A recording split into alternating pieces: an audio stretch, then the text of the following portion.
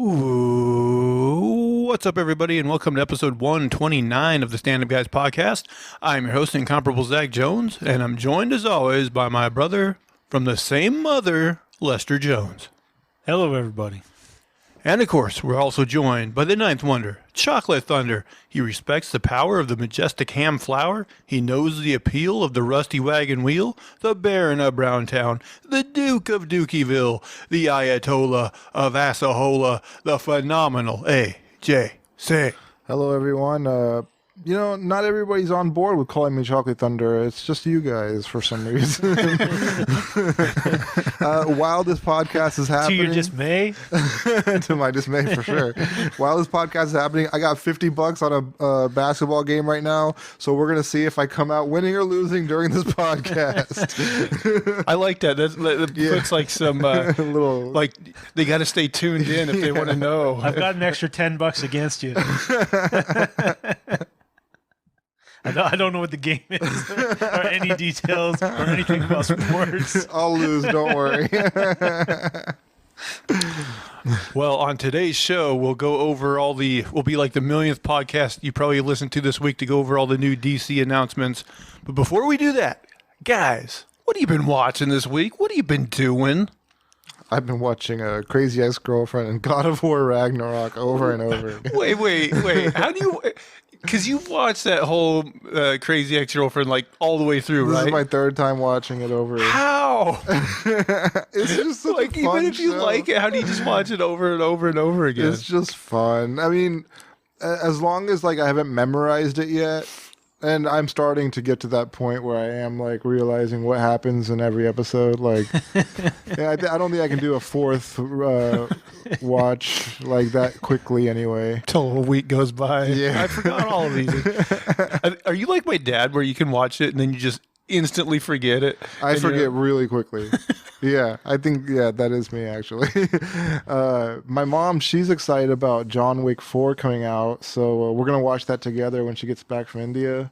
It's so funny that she's into that franchise. I know, little middle-aged old lady. Not even middle-aged, older than that. But she loves it. She wants to go back and watch 1 through 3 again just to refresh and everything, and so we're going to be doing that too. I just watch the same 4 or 5 properties over and over again until I die. Oh, man. What about you over there? What you been watching? I watched both Hellraisers this week because I haven't had no idea what I should be watching. It feels like it's just a desert. Yeah, so... I walked in on you like watching a scene from one of those, and it's just like this really over-the-top gory like scene or whatever. Like, do you like those kind of movies? There's a mountain of like body horror in these, and I don't think I'd even watched either of them before. But they're not. It's not like a bunch of jump scares. It's just like the creepy, like wrong kind of horror that you're just like, what the fuck am I watching? Yeah, they're just so weird. They're like a managerial team of torture, I guess, or something. Like their little monster group. Right, and you don't even... Well, you see them a lot more in the second one. The first one, you barely even see them. But, yeah, just weird and creepy. And I was pleasantly surprised, because I generally don't go in for horror too much. But I had a lot of fun, yeah. Well, because I always hear you criticize, like, you don't like John Wick, like real action-y movies, but then you can watch something that's just like a gore fest. Yeah, I mean, there's apparently sometimes. Like, is there like character development in these movies? Actually, it was pretty good, yeah. I know they just made like a new Hellraiser like this past year. Oh yeah, they did. Is it supposed to be a steaming pile of... I think some people liked it, actually. It's on Hulu, I think. Maybe, because I know there were like a couple in there that nobody liked. But well, I think they made a ton of them, so I'm assuming that there's a lot of garbage in that franchise. Definitely 80s. Yeah, when you said there was 2, you watched 2 of them. I was like, there's got to be more than 2. Yeah. There's more after that, but I don't know where the cutoff is where they get shitty. Okay. Yeah. But the first 2, if you haven't watched 2, you should watch the first 2. Okay. What else you been watching? I assume something. Well, last week I was talking about that short 15-minute like horror flick of the guy who like finds a alien pussy in his wall and fucks it in Right. Oh yeah. the abortion and everything. So apparently there's like a whole This video's not getting monetized. right a whole bunch of these like short videos, and they're just on YouTube, and I guess nobody cares about the copyrights or whatever or anything. But I've watched a few of those. I watched Scorsese had one called The Big Shave, which is like 15 minutes, I think.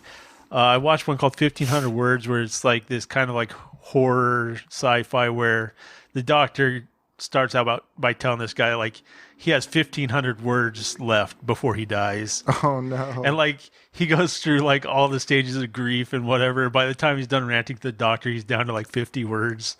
And so that takes the rest of the time. You just got to learn sign language. Yeah. I watched one called like The Neighbor's Window, where like these people Where you just went to your neighbor's window. right, literally my neighbor's window. This guy's boring as shit. This is the worst show ever. I know there's like a bachelor that lives right there. It's just always him by himself. What else? There were a couple horror ones. I was trying to remember. But I don't know. Some of them are relatively good, and it's just like you can watch 10 minutes, and if it sucks, then you're like, oh well. It's not what was that one you watched? The Gene. Oh, Jean Dielman. John Dielman. Man, that movie sucks. I still hate that I watched it. Man, it is funny. Like YouTube almost is becoming like this place for like I guess like film preservation, because like I listen to Quentin Tarantino's Film Archive podcast. Yeah. And he like has all these like obscure movies from like the 70s and 80s, that like were put out on VHS, but then like never Disappeared again, like pretty much, not yeah. DVD and stuff. And a lot of times they'll be like, yeah, you can watch this on YouTube right now. Like, I might have to look some of those up. and I think YouTube's like, they could take them off, but it's probably one of those things where they get so little views that they don't really care. Yeah. So like, yeah, I've thought about going and watching some of those. I just haven't had the time, but I guess it's cool that like they're on there and that you have an option. Yeah, that stuff floats around. So yeah. I've heard of like I've watched a couple movies on there. on what YouTube. On just YouTube. Okay, what'd you watch? It's been a while. Like I watched like one of those Lost Westerns. It was directed by Brando. That one was pretty good. I'm forgetting what it was called, but it's the only movie he ever directed. I watched this one about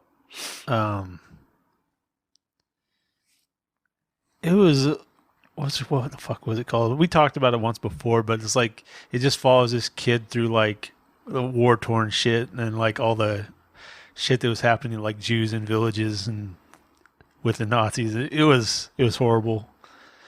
But a ringing endorsement. It was like great, but it's traumatic. Just depressing, like a Schindler's List type of thing. I've never seen Schindler's List. What? It's one of those blind spots, because it's like I look at it and I'm like, oh, another 3-hour tour of depression. Well, that movie is actually good, though. It's probably better than John Dielman. Do you guys remember learning about the Holocaust in junior high? That stuff was super depressing, man. I'd come out of class like, how do you come to terms with that? I mean, I'm sure we did. I don't remember like a ton of details. It's one of those things like I had to have learned it at some point, but I honestly don't remember what grade I would have been in when I learned about it. I kind of wonder if maybe it stuck with you because they had some emotional impact, and we were just like, we were given like numbers and stuff, and be like, oh, okay, Hitler. Yeah. They showed us like graphic images. They had like Holocaust survivors come talk to us. That shit would stick with you. Yeah. Hitler was bad, okay? I mean, they definitely drilled us with that stuff. I was going to say we don't have a ton of Holocaust survivors in Montana. Although one of my grandmother's neighbors, I saw him wearing a Star of David, and I asked one time, but he said like his parents had been in one of the concentration camps. I don't know which one. And he was actually born in a concentration camp. Oh, wow. Yeah. Surprised they even let people be born in concentration camps. Right, because there are stories of killing like babies and stuff. Yeah. And it's like, oh, I do remember when I was in high school, they had an assembly where they had a Holocaust survivor speak. So we did have one of those, but yeah, I don't really remember even what grade I would have been in when they first like taught about that stuff. yeah. I mean, I know I've seen those images since in my life, but I Right. don't remember seeing that in school. Yeah, I don't know if I saw that kind of graphic stuff in school. Like, I'm sure we learned about Hitler and World War II and all that, stuff. But I don't remember them showing us like really graphic stuff like Yeah, I that. think it was pretty broad strokes. My school definitely. They're like, you're gonna get traumatized today. I mean, as far as history goes, I think that's probably how I would teach it. Yeah, I'd be like, look at all this horrible shit that happened. yeah, actually make them learn. Yeah. Make sure it never happens again. Well, guys, I didn't learn my lesson because, like, you know how Jean Dielman was number 1 on that Sight and Sound list? You went back. To You went for number 2? Number 5, actually. So number 5 on that list was... Wait, John Deal was so good that you were like, I gotta calm down with number 1. I gotta go to number 5 on this. Yeah, I was like, if I go further down, they're bound to get back. So number 5 on that list, it just also happened to be on HBO Max, is a movie called In the Mood for Love. So this is an Asian movie that came out in like the year 2000. And basically what it's about is like on the same day, these two married couples move into the same apartment building. And like a woman from one of the couples and the man from one of the other couples, like they both like work abroad, like in Japan or something. Like, I don't know. Oh, is this like a Korean movie? Possibly. Okay. It might be. And like two of the couples like work abroad, and basically the couples that are still domestic, they kind of put it together that each of their spouses are having an affair with each other. And so then they kind of enter into a relationship with one another. And like, it's okay, but like they do this thing where like, it's hard to even explain a few scenes where like they're just shot in a needlessly like confusing way. And overall, like, I don't know, like it's certainly not as bad as John Dielman, but it still doesn't deserve to be on any top 10 list. It's not great. I mean, man, at this rate, if you go towards the very bottom of this list, you might find a real gem. I know. I know. I need to actually look up the full 100 list and just start at 100. I've got a couple more shorts I'd forgotten about. Oh, go for it. One is a horror, The Disappearance of Willie Bingham. And so this guy, when he's like drunk or high, he rapes and murders a woman. And so he's in prison. But there's been this law that's been passed where basically they do amputations on you for the crime. So Where they cut off your penis? not the penis, but so it starts, he's in the cell and they take him to this operating theater, and like the guy's wife is there and he's got like a phone on the other side of the glass, and like he picks it up, he's like, yeah, go ahead. And so the first one, they cut off his arm, and then so it goes away for a while, and they come back to the second operation, and he picks up the phone, and again he's like, yeah, go ahead. Then they cut off like one of his arms and one of his legs. Would they keep doing this? Right, so he goes back, he recovers from this amputation, they take him back, and like he's got like this like government counselors talking to him. He's like, I'm sure the guy will stop here, it's not going to go any further. So they get in there, the guy's on the phone, he picks it up, he's like, yep, keep going.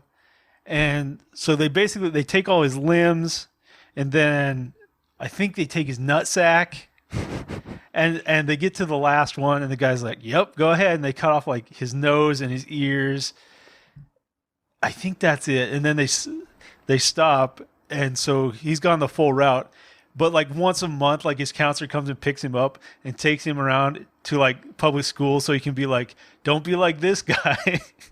Jeez. I was like, that one was pretty traumatic.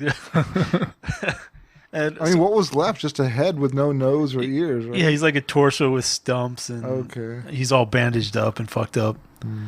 And so another one I watched, the In Bruges we were talking about a little bit because we watched that Banshees of Inisherin, yeah. So that same guy, he did a short with the Who's the big Irish guy in that? Gleason is his last name. Okay, yeah. So he's in it, and Brendan Gleeson, I think. yeah, that sounds right. And then a couple of unknowns, but it starts. The guy had lost his wife. I forget the details of why, but his wife is dead, and he gets on this train to travel home, and there's this kid on there. The movie's called Six Shooter, and there's another couple there, and they happen to have lost their son, but the kid he's sitting with is like super like insensitive and just saying all kinds of crazy shit, and they're just like super upset. And so at some point they kind of go their different ways because they're getting up and going to like this dining cart thing where they can get food and stuff. And like the woman who they'd lost their child, that's what it was. She got up and she goes to another car, and like you see her like flash past the window where she jumped off the train, and like there's blood going down the window and shit. And so they stop at the next stop, and the police come in, they do the interview and, you know, do whatever, and they get off. And as the train's pulling away, the kid gives them this like happy smile face. And so the police call in and say, hey, be ready at the next station, have your guns ready. And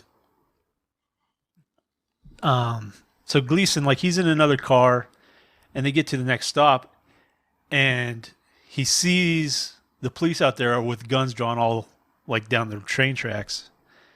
And he's like, oh shit. And like he turns to go back to the kid, and like he opens the door, and the kid's sitting there with like two guns, shooting the windows out of the train and shooting at the cops. And like they shoot the shit out of him, and he falls down, and like Gleason kind of crawls to him, and he's like, the kid's like, oh man, I fucked it up, you know. I fucked it up. I didn't hit anybody. And but like he had two guns, and Gleason takes one and like he leaves. And so he goes home, and he's at his home, and apparently had like this pet rabbit. And he'd open the gun, and there's two shells left in there. And he puts it to his head. He's going to kill himself, and he hears like the rabbit hopping and scratching around. And he's like, fuck. And, you know, he picks up the rabbit and he's petting it. And then like he just blows the rabbit's head all over the wall. Oh. And then like, so he's got one shell left. He puts it on his head. He accidentally fumbles the gun, and it goes off. And he's like, what a fucking day. I was like, that was a great short movie. What was that one called? Oh, a Six Shooter. Six Shooter. Yeah. You know, I always hear about like people making short films, and they even have like an Oscar category for like best short, but I've never actually I think that watched- one actually said it won one of those. Okay, yeah, I've never like watched any like shorts like I that. watched another one called Goldman versus Silverman, and it's you know those like street posers, like they're metallic and they just right. So Adam Sandler was like the gold man, and then like the silver man comes in and is like trying to infringe on his territory, and it's like this big conflict. But I don't know, it's kind of anticlimactic, but it's a funny concept. Who played the Silverman?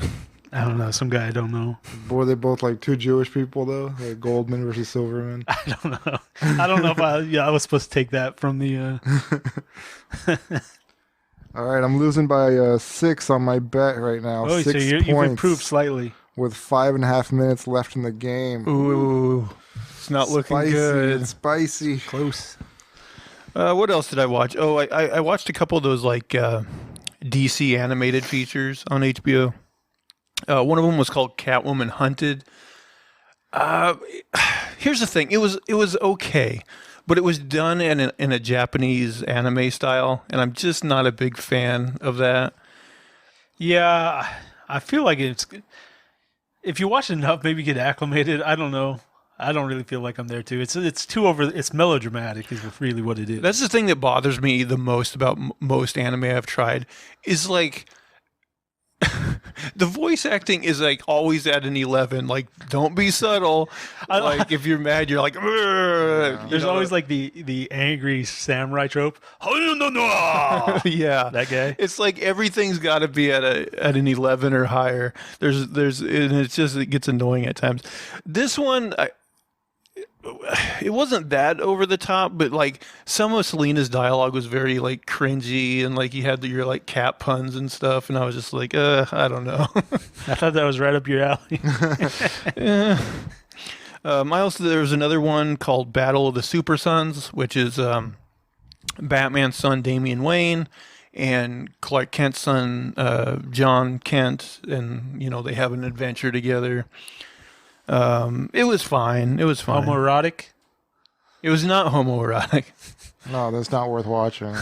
Although in the comics, John Kent is bisexual. Oh, I think I remember that. Yeah. There's some. There's like a news story. There's a little.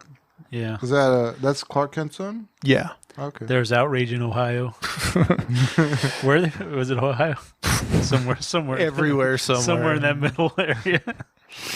Like, I just picture his grandfather being like, "Don't tell anyone. Keep it in the closet." He like dies with a secret. I also watched the third Fantastic Beasts movie, The Secret of Dumbledore. Oh, you don't love yourself. Well, AJ, you were right. He was gay. That was no. Like these movies. Like, here's the thing. Some people like really hate these movies, and like here's the thing. I think it's because they compare them to the Harry Potter franchise, and yeah, they're not anywhere in the same league as Harry Potter. I think they're fine. Like they suffer from logic problems, and like but I don't find them offensively bad like some people do. Like they're totally watchable. They're just not like fantastic. I never watched any of the Fantastic Beasts, but I don't know. She's just making money off the Harry Potter name at this point. I feel like that's what brings in people. Oh, for sure. Yeah, I don't know if the quality is. I've heard it's not the same. So. Yeah, and in fact, I don't even know if they're going to make another one. Like, I think the original plan was for them to do like 5 of them, but I don't think they've like been received like super well. So like, I don't even know if they're going to make another one. Yeah, I'm sure there's like backlash for Johnny Depp being taken out and replaced with Mads Mikkelsen. You know what? It kind of worked though, because like the first movie has Colin Farrell in it, and like at the end, spoiler alert, it's revealed that he like kind of has like, I don't know if it's a glamour or what you would call it, but he actually is Johnny Depp. And so like at the end of that movie, he basically changes from Colin Farrell to Johnny Depp. Oh, okay. And so like in this movie, like, Like, you need to put that glamour back on, boy. or I think maybe he's like a shape changer or something. And so in this movie, he just starts out as Mads Mikkelsen. But I'm like, well, if we've already established he's a shape changer, it actually kind of works for the story. You know, it's not abrasive because it's like it works his power into it. Right. So like if they were to make others, I would just say like, well, just change the actor, like keep changing the actor. I would be like, that's a gimmick. He's a new person. Could be like a Doctor Who type thing. Yeah. It kind of worked. So it wasn't abrasive that they changed from Johnny Depp to Mads Mikkelsen. Yeah, Mads Mikkelsen is a good actor. He is. Yeah, I like him a lot. So then my HBO subscription ran out, and I had like nothing to watch, and like I always like to kind of have a series that I can just like, put on in the background or like not have to pay like real close attention to. So I actually put on this show that my parents are a fan of called Murdoch Mysteries. So like it's a show that takes place, I don't even know when exactly, like maybe It sounds so old timey. Yeah, it takes place in Canada in like the late 1800s, maybe early 1900s, somewhere in that time period. And it's this guy that works, he's a detective, and it's weird though, because they work in it almost feels like Forrest Gump, because they have him interact with like all these historical figures. Like in episode number 1, like he has an interaction with Nikola Tesla, and then like he has another interaction with like Arthur Conan Doyle, and like so That's like kind of fun. he meets like people of that era. One thing though I noted that I thought was funny is like his boss is kind of like an asshole, but like like every episode, like his boss will be like, Well, Murdoch, you ignorant cunt. It's obviously like this guy did it or whatever. Go slap the cuffs on him or whatever. And Murdoch will be like, I don't know, boss. I think there's more to this story. And like, of course, Murdoch will go on to like arrest like the real culprit or whatever. But then the next episode is his boss has one of these moments like every episode where he's like, come on, Murdoch. It's obviously this guy. I'm like, He's like, what's his name from Scooby Doo, who's always blaming that redheaded guy. oh, red herring. Yeah, whatever. His name was really Red Hair. Well, Was it? yeah, on a pup named Scooby Doo, they had this character, and his name was actually Red Herring. And I think they like always made it look like it was him, and then of course it never was. Didn't see that coming. Well, when I was a kid, I didn't know what the term red Yeah. herring was, so I probably was like, "Oh, it is red." Dumbass. No, it's good. You guys watch anything else before we get on with the show? Yeah, nothing to speak of. Well, are you guys ready to talk about all the big DC announcements from the week? Oh yeah, let's do it. Now, this surprised because, so James Gunn put out a video, and then, it was all this big news. It surprises me to learn that you, didn't really hear about this stuff because you're kind of plugged in, and this was, all over the internet. But I kind of like that you didn't because I'll get your reaction to these. Yeah, I'm curious to see. So basically, James Gunn came out and he announced, their first slate of movies and TV shows that are going to be, connected. But he also said there's certain properties that they're going to label as Elseworld that are outside, and that would include things like the Batman franchise with Robert Pattinson, and the Joker 2 Joker sequel they're making, and there was a handful of other things too.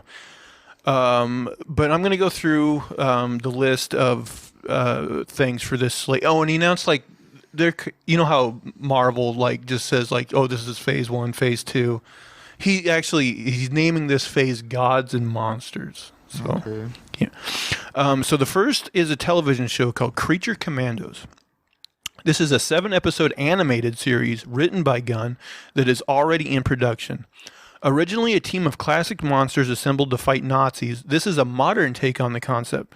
The voice actors have yet to be cast, but the executives are looking to find people who can voice the animated characters and also portray the live-action versions when the anti-heroes show up in movies and series. And this is a promo picture because apparently, he said, it's already in production. I've never actually, I've heard of Creature Commandos. I've never read it. I think it's a pretty old comic. I do find it kind of weird that they're going to occasionally have the characters in the animated stuff pop up in live action. So they'll want the same actors, voice actors. It's kind of interesting. But I feel with most cartoons, they cast people because of their voice. Yeah. And so this makes me think that they're gonna cast Clancy Brown. not Clancy Brown is what I'm getting at. Probably more famous people, But what do you guys think about this concept though? I don't know if it'll be in World War II necessarily, because if they're gonna have these guys pop up in other places. Oh, and one of the characters is that Weasel guy from the Suicide Squad that Gunn directed. Weaselton. Yeah. So but what do you think of that? Just the concept of monsters, I guess, fighting foreign enemies, probably, whether they're Nazis or something else. It all depends on the story. Yeah. I don't know anything about him, so. Next is Waller. In a spin-off of Gunn's own HBO Max hit series Peacemaker, Viola Davis will return as the ruthless and morally ambiguous head of government task force. It is being written by Crystal Henry, who was involved with the Watchmen TV show, and Jeremy Carver, the creator of the Doom Patrol TV series, which we, of course, like. So apparently, Gunn said he had a plan for Peacemaker Season 2, but then when they kind of conceived this series, he said this almost serves as a in between of Peacemaker Season 1 and Season 2. So it's going to kind of pick up on some of the threads from Peacemaker and go into this show. Maybe. I mean, I don't know if I love Peacemaker, but it was probably one of their stronger properties. Yeah, it was decent at least. Yeah. It was good. I like Peacemaker. I thought it was good.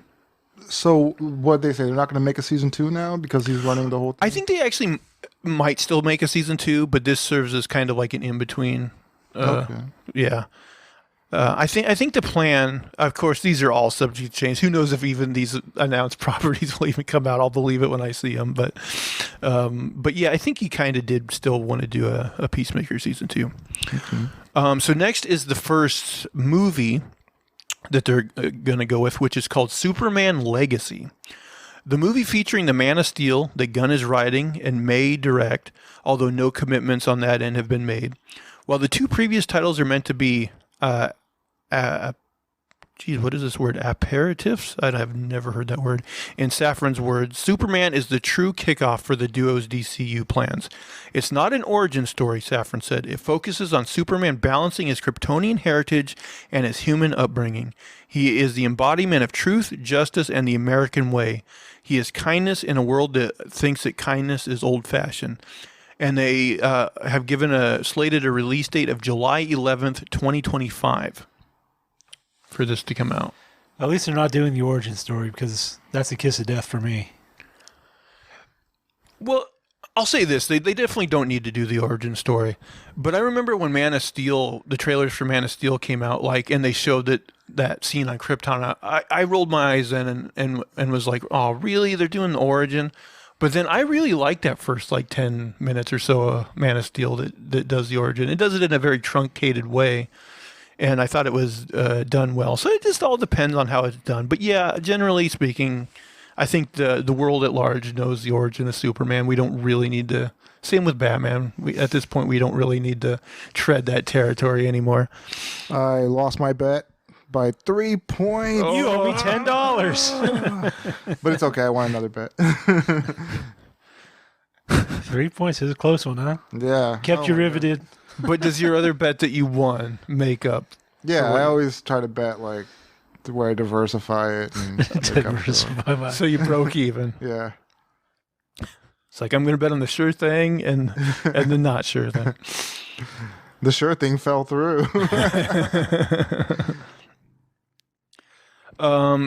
You know what's weird is he also made a statement of people like Jason Momoa and Gal Gadot have a window to possibly come back and play a role. Whether or not they do that, who knows?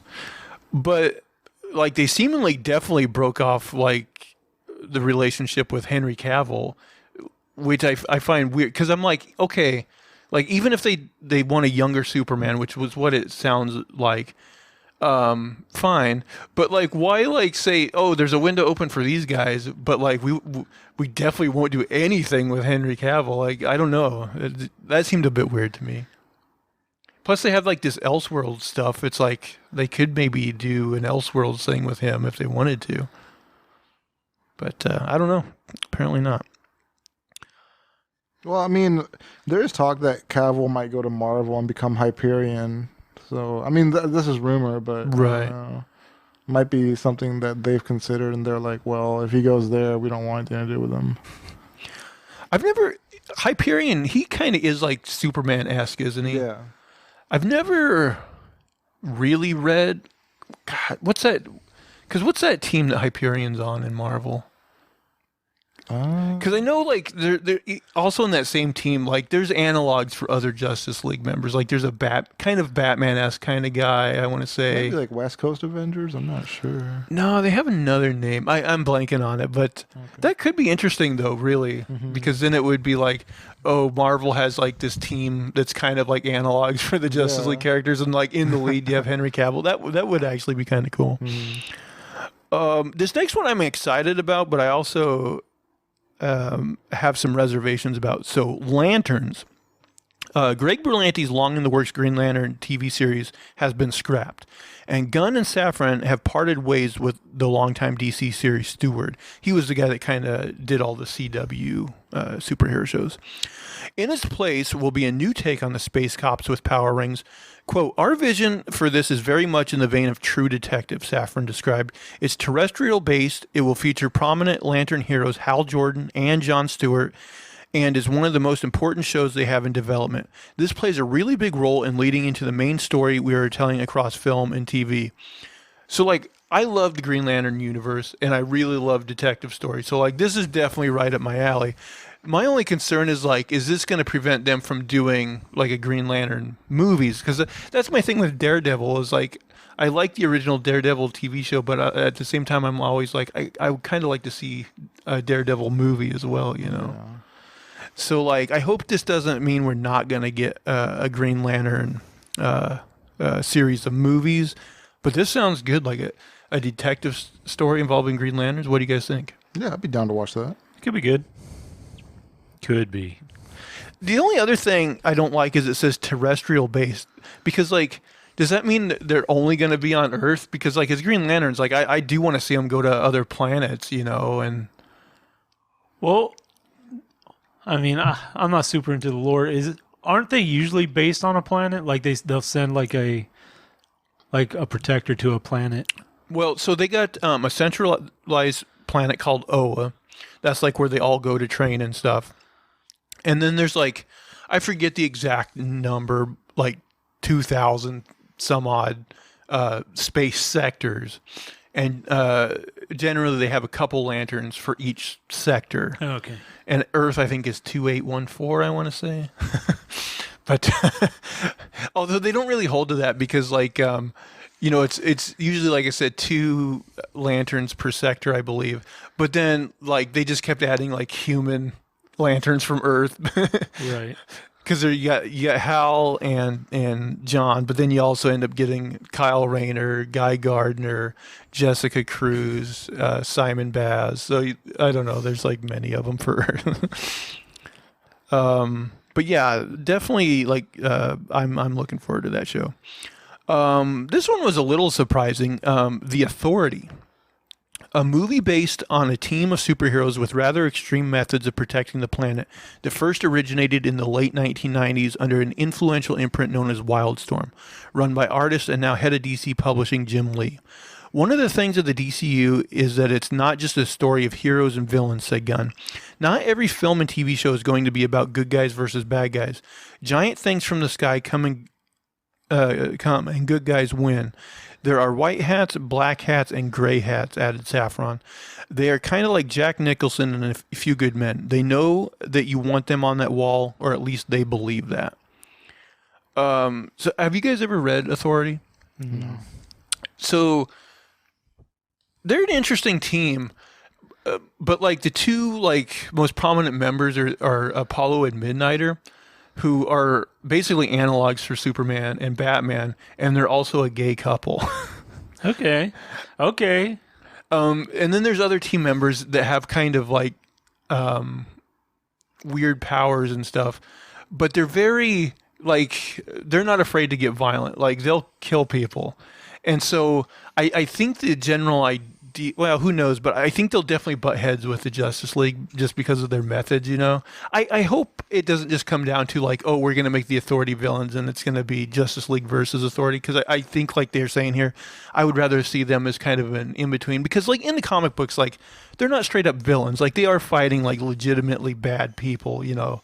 But they have the methods where, like, they will, like, kill them and stuff. So I think that could definitely be interesting. I'm looking forward to that. Man, this next series, like, it could be good, but it seems totally superfluous and unnecessary. It's called Paradise Lost. The duo describes this HBO Max series as a Game of Thrones style drama set on the all-female island that is Wonder Woman's birthplace, Themyscira. Okay, I'm getting interested in this. This is going in a good direction. Filled with political intrigue and scheming between power players, it takes place before the events of Wonder Woman films.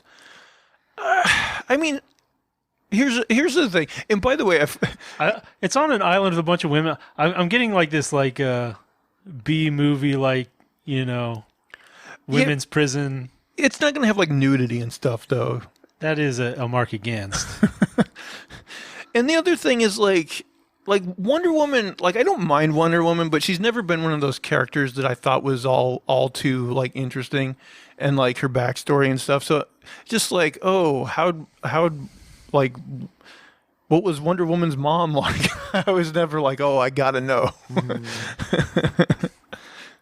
I do find it funny that like this show, they're like, oh, it's Game of Thrones-esque, and with Lanterns, they're like, it's True Detective-esque. Like, oh, like these other HBO properties, we have like synergy.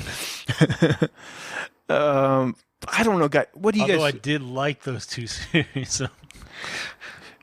Which property is going to be Breaking Bad-esque? Well, they don't own that, so probably not. But I don't know. Does this appeal to you guys? Like, maybe. I don't know. I mean, are there dinosaurs on the island? I don't think they can do Game of Thrones Maybe. better than Game of Thrones. And Game of Thrones didn't even do that great. So, I don't know. I'm tired of the genre. you mentioned dinosaurs. Like, there is like, that's why like Bruce Wayne like has the dinosaur in his cave, is because like I think in like a really goofy like old Batman tale, like he ended up going somewhere like maybe back in time or somewhere where like there was this island where dinosaurs still existed. Nice. So he brought one back and taxidermied it? I guess maybe I should go back and find what comic that's from, because I honestly don't know. He's always had like the dinosaur and the giant penny, and I'm like, does he really still need these in this day and age? But like almost every comic artist that draws the Batcave puts in the dinosaur and the big penny. Probably because it's fun to draw dinosaurs. Yeah, I'm sure they're just like, oh, it's fun to draw. Next, The Brave and the Bold. This is the introduction of the DCU Batman, says Gunn, of Bruce Wayne, and also introduces our favorite Robin, Damian Wayne, who is a little son of a bitch. The movie will take inspiration from the now classic Batman run written by Grant Morrison that introduced Batman to a son he never knew existed, a murderous tween raised by assassins. It's a very strange father and son story, and importantly, it will feature a Batman not played by Robert Pattinson. However, there is also the Batman sequel.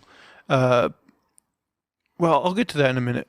So this, I don't know. I have mixed feelings about this because,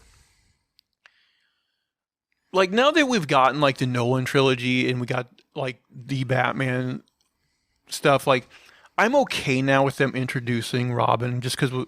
Well, I guess we did see that on screen done very poorly, but like I'm okay with them like taking another stab at doing Robin, like the Robin story correct.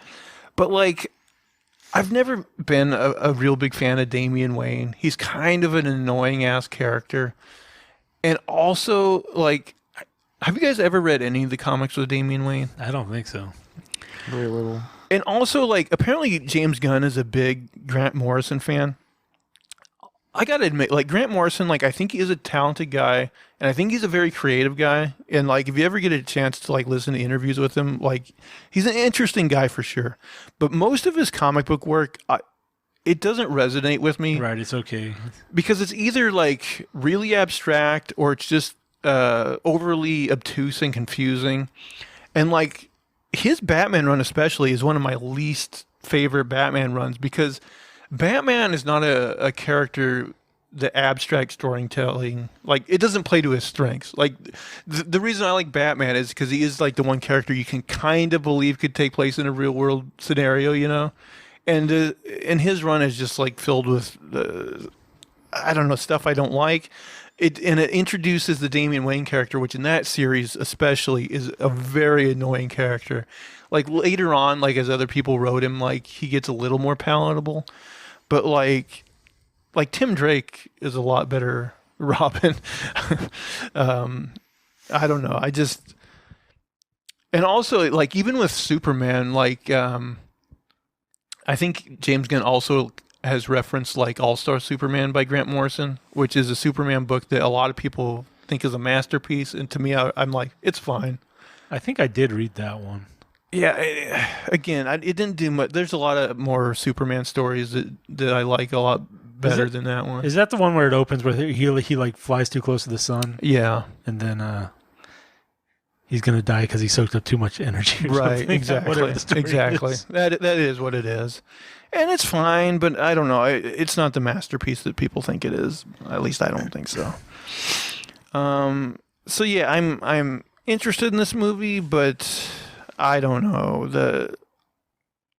We'll see. I don't want to totally crap on it. It might be good. So the Batman sequel with Pattinson, it says Pattinson will continue to portray the Dark Knight in at least one more crime saga movie directed by Matt Reeves. That movie, the executives revealed, will be released October 3rd, 2025, and is being titled The Batman Part 2. 2025 is going to be a very big year for DC, crowed Safran. Superman and Batman within the same year. Next, this one could be fun. Booster Gold, an HBO Max series based on a unique, lesser-known hero created in 1986. Safran said of the series, "It's about a loser from the future who uses basic future technology to come back to today and pretend to be a superhero." Gunn described it as imposter syndrome as a superhero.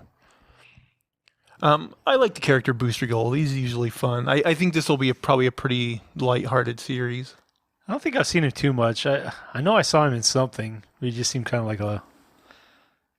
Well, you read that 52 series, right? He plays a part in that. He's got his little robot companion Skeets that follows him around. Sounds vaguely familiar. But yeah, he usually bends towards like comedy, so I think it'll probably be pretty fun. And then lastly, actually this is missing one. Dang it. Supergirl Woman of Tomorrow. Taking its cues from the recent Tom King written miniseries, this movie promises a different take than what most think of when Superman's cousin comes to mind. We will see the difference between Superman, who was sent to Earth and raised by loving parents from the time he was an infant, versus Supergirl, raised on a rock, a chip off of Krypton, who would watch everyone around her die and be killed in terrible ways for the first 14 years of her life, and then came to Earth. She is much more hardcore and not the Supergirl we're used to. I haven't read that series yet. I want to, but it apparently got like pretty high ratings. Like people really like that series. It is weird though, because that series just came out in comic book form like last year, and they're like already like kind of, using it as the basis of this movie. I mean, I think Marvel does that too. Like they come out with like pretty recent stuff, and they're making like the Kang movies based on like pretty more recent stuff. Yeah. Yeah, and they also have already done like Miss Marvel, who's a relatively new character, and Riri Williams, who's a relatively new character. So yeah, it seems like the time frame is getting shorter for like things introduced in the comics being introduced in the movies. Right. It seems like they're experimenting with the comics a little bit. They put it out there, and then they're like, all right, if this works, we'll put it in the movies. So.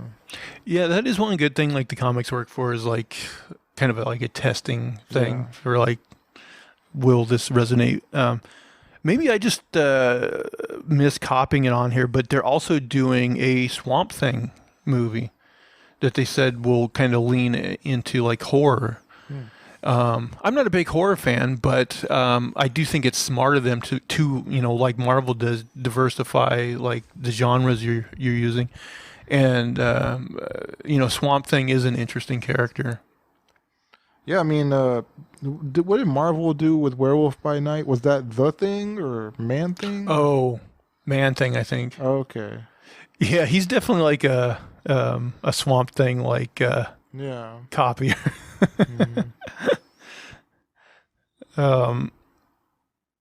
What do you guys think? Does like Swamp Thing do anything for you?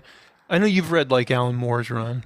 Yeah, that's pretty much all I've read, and I wouldn't say that was too much in the horror genre as much, but I know that has other roots as well, so you could go in some different ways with it probably. He did mention the Flash movie. He says that he's seen it and he thinks it's one of the best superhero movies he's ever seen. Like, That's what he's saying. And he did claim that it's going to, in some way, like reset the DCU. So they apparently are using that to kind of clean the slate somewhat. But then, like we've talked about, and he didn't really go into this, but the Blue Beetle and Aquaman 2 are coming out after that movie, and so it's like I don't know how exactly they're gonna factor in. Yeah. What they say about Momoa? So it's weird because they did that whole thing where they're like, oh, we're still open to Momoa and Gal Gadot still playing a role going forward. Mm-hmm. But then they showed some video where like and I assume this was all like approved by publicists, where like Jason Momoa came out of a meeting with DC and was all happy. So like apparently he is playing something. Okay. People have speculated, will he play Lobo or is he going to still play Aquaman in some sort of way or something else? So apparently, apparently Momoa is still in for something. Okay. We just don't know exactly what. Well, out of all these things I mentioned, like which appeal to you the most? I mean, Batman's always up there. Right. Are you more excited for the Batman and Son movie, or are you more excited for the Batman 2? I mean, the Batman 2 probably, just because I know the first one was decent. Right. I wasn't too interested in the Flash movie before you said that, but I mean now it sounds curious. Like it might be good actually, and if it resets everything, it might be like the one to watch. Well, so yeah, apparently like, because I heard that quote too, like before Gunn said it, that apparently like other people have seen it and said, oh wow, it's like really good, but I'm always like really skeptical of that because. I remember like I may have talked about this on a podcast before, but I remember when the first trailer for that Green Lantern movie with Ryan Reynolds came out. I watched that trailer and I was like, "Ooh, this looks really bad." But then there was a story that came out that they're like, "Oh, they showed this on the Warner Brothers lot and it got a standing ovation." I was like, "Oh, okay, maybe it was just a bad trailer." And then of course that movie came out and I was like, "Ooh, no, it's a bad movie. Yeah. It's a really bad movie." And then the other time I heard that standing ovation thing was before I believe it was Batman versus Superman came out. And then that movie was bad. And I was like... They just stand for anything. Yeah, I was like, if I ever hear standing ovation again, I'm going to be like really dubious. Maybe they're like the... Kim Jong-un of the universe over there. And they're being held at gunpoint. Right. They're like, don't stop clapping. They didn't tell you what the circumstances of that standing ovation were. But hey, at least there seems to be like a diversity here of characters. I think I'm most excited for the Lanterns TV show just because I like the Green Lanterns. I like detective stories. It seems to have everything that I'm interested in. So, I think I'll be more interested. Like, if one of these properties is good, then I'll start watching more, and I'll get more interested in DC all over again. But right now, I just kind of like, I don't know. I'm not too excited about DC. Do you guys have any DC characters that they haven't mentioned here that you're like, oh, I would really like a movie or TV show like with that character? I have no idea. Yeah, I don't think I know that many. I mean, these are definitely all the major ones. Although, as of yet, they haven't announced any Wonder Woman stuff. I'm actually wondering, like, since they're going to have, like, Damian, I assume eventually down the road they'll have other members of the Bat family. Hopefully, Nightwing, Catwoman, Batgirl, maybe Batwoman. Like, who knows? So who's the mom? Talia al Ghul. Al Ghul? Okay. She was hot in the cartoon in the 90s. That's true. I mean, so you assume that probably like she and Ra's al Ghul will probably play some sort of a part, or at least be in the universe. But what do you guys think? What are you most looking forward to in this announced slate of DC movies and TV shows? And what's not announced that you would like to see? Please comment and let us know. Well, guys, this used up a lot of our time, but we still got time for some stories, if you guys got any stories. So anyone who hasn't watched, we're going to go around the table, and everybody will bring a topic of conversation from around the globe, and we'll see if we can't just make something funny and or entertaining out of it. And as tradition dictates, AJ, we usually start with you. So what do you got for us? All right. Severed human penis discovered at petrol station. This was literally the only interesting story I had this week.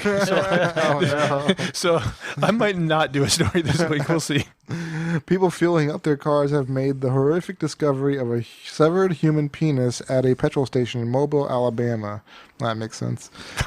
Police believe the decapitated doodle may be linked to a deadly crash nearby in which a motorcyclist came off his... He's like, my penis. I can't concentrate on driving.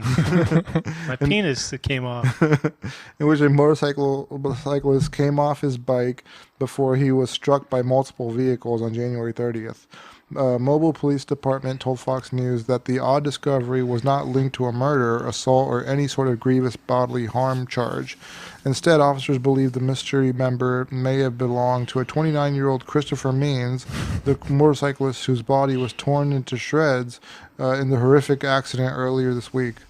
The preliminary investigation revealed that the victim was riding his motorcycle southbound on I-85 ramp to eastbound I-10 when he lost control of the motorcycle. The rider was thrown from his motorcycle and struck by multiple vehicles. Mobile police revealed that they were on the hunt for drivers who ran over Means' body and failed to stop. So what I'm wondering is, like, if somebody like pulled into the gas station and they're like, "What's this in my grill?" "Oh, it's a penis." Imagine, like, you're going down the road and your windshield wipers are going, all of a sudden, like, a dick gets caught in there.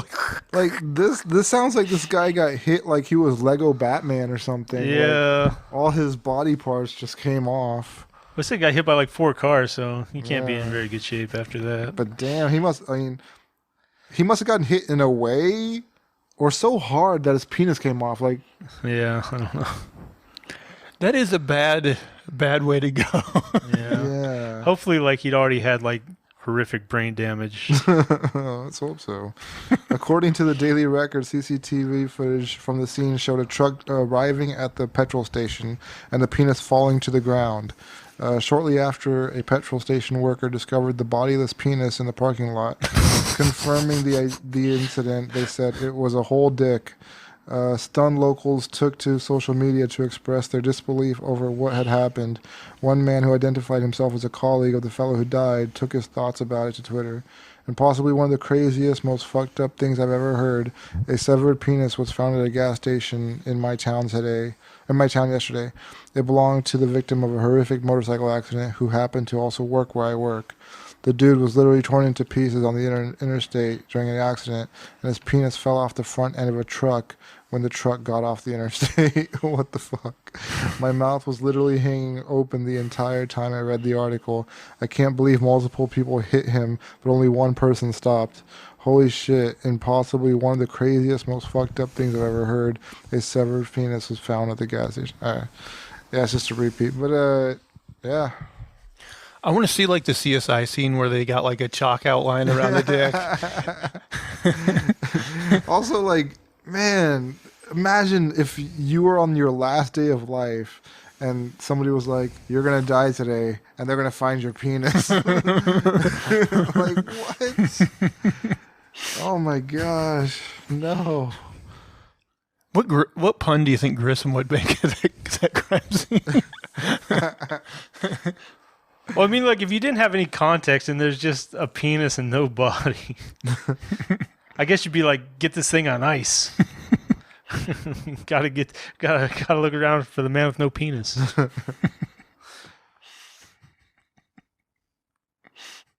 There. That's just a woman, boss.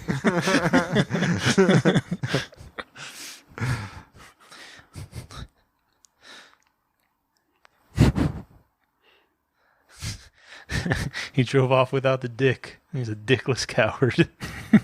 I don't know. I have no idea where to take this. Nowhere. You're going to solve this case, boss. Don't get cocky. Puts on the sunglasses. I need my best dick on this case. Dick's on dick. We got time for like one more story. Do you got one in the manifesto for us? On the lighter side of the news, Puxatawny Phil saw his shadow. 6 more weeks of winter. However, did you know that Canada and Quebec, they also have their version of Puxatawny Phil? And his name is, where'd it go? Fred La Marmotte. I don't know what name is stupider. So here's the story. Like the day before, they went to check on Fred La Marmotte, and he was dead. Oh. So, good news in Canada, he didn't see his shadow.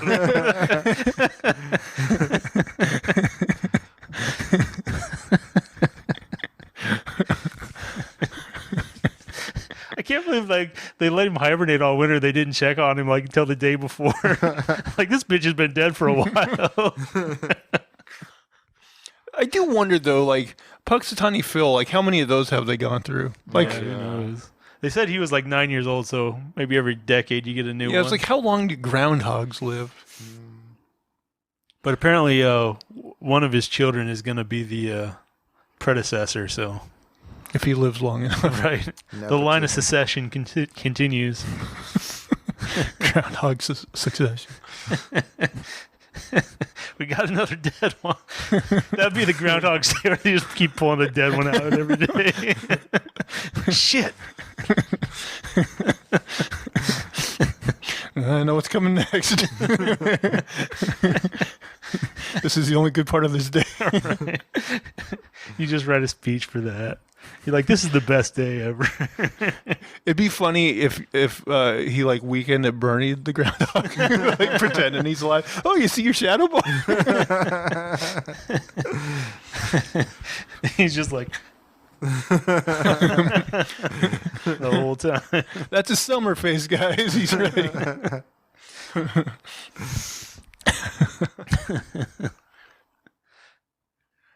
We should just we should invent one of those holidays, like where we use like a cute animal and like.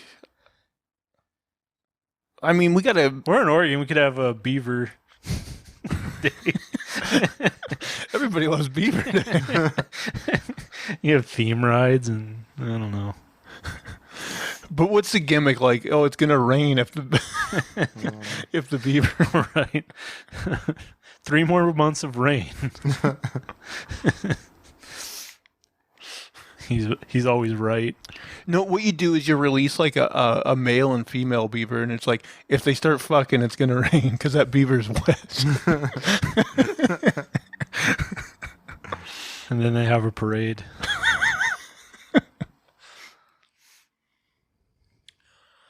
Well, I didn't have another good story, and we're over the hour. We made it. We'll count all the DC stuff as my story.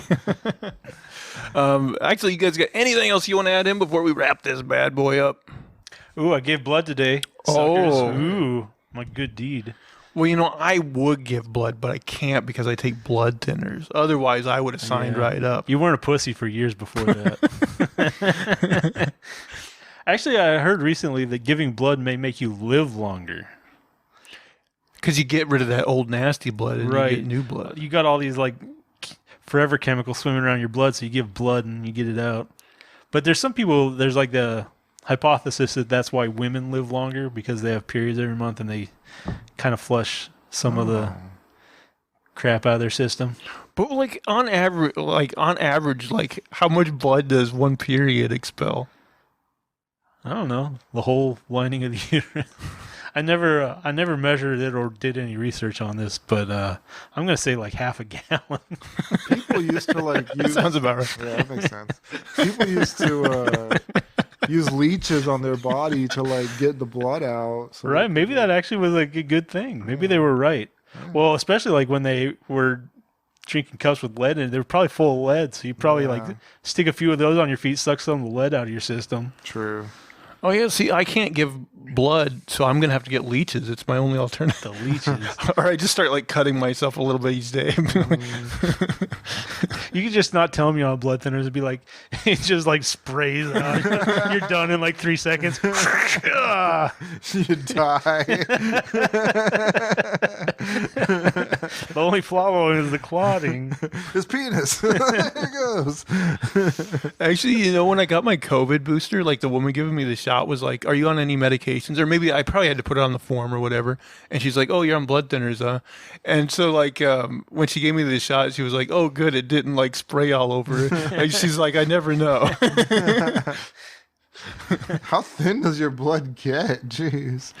I mean, I don't know. I mean, I didn't bleed all over. You so. haven't got like a bloody nose or like a scraped knuckles being on there?